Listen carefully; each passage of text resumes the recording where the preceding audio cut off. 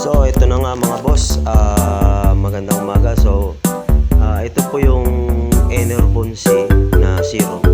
Last year ko pa ginamit yan, nasa rep pa yan, malamig pa. So yan ang ipapainom natin sa ibon. So ginagawa ko to isang beses lang sa isang linggo. Lain na kasi ngayon basta isang beses sa linggo. Enervon C, para yan sa mga uhugin, sipunin ng mga ibon. So ayan po ang ating ipapainom. So ito po, ang hirap na walang cameraman. Ayan, pwedeng dalawa na takip, pero kadalasan isa lang talaga ginagamit. Kasi maintenance nila yan sa ibon. Ayan ang pinapainom natin ng vitamins.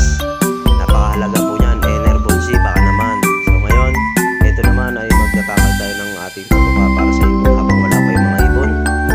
Ito, ito natin nilalagay sa ating lagayan. At lalagyan po natin yan ng mga vitamins din. Hindi po yan pampalakas, hindi po pampabilis ng ibon yan. So ginagamit lang natin para na makasama nilang immune system, para hindi sila makasama. So ito po, gawa ng Victory cod liver oil. So naubusan ako, kaya bumili ako cod liver oil, Victory, baka naman. So ito naman po yung breweries na ibibigay natin. So lahat po yan ay ihahalo natin. Last year ganyan pa rin ang ginawa natin, wala tayong iniba. So ginagawa lang natin to isang beses lang sa isang linggo. Kayo pwede nyo namang gayahin, pwede namang gawin dalawa. So hindi po nagpapabilis ng ibon yan ha. So ito po ay nagpapalakas lang ng kanilang immune system.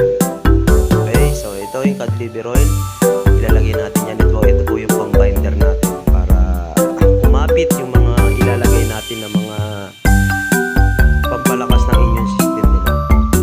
Ihahaluin natin ng mekos-mekos. So ito yung breweries.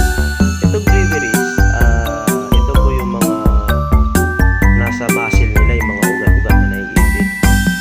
So ayan ang nakakapag-recover, yung breweries. At ito naman yung treats. Yan, ihahalo din ang pati. Ito yung last. Ito po yung malunggay powder. Kaunti na yung malunggay powder natin.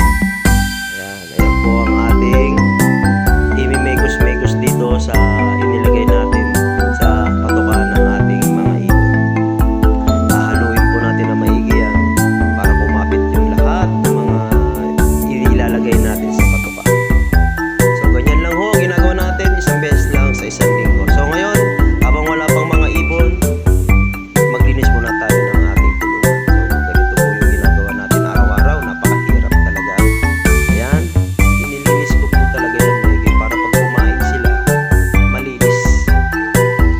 Hindi sila basta-basta makakain ng mga dito. Kaya may napaka-importante sa kulungan sa loob na napakalinis, kasi isa yan sa nakakapagpalakas din sa ibon natin. Kasi kapag marumi, madali silang madapuan ng sakit. Kailangan laging tuyo ang kanilang hinapakan. Yan ang ginagawa na. So yan, malinis na. Aantayin na lang natin yung ibon. Pag dumating, papakainin na natin sila ng paborito nilang chicha. So ayan, dumating na nga ang mga ibon. So ito yung minigos-megos natin, papakain natin sa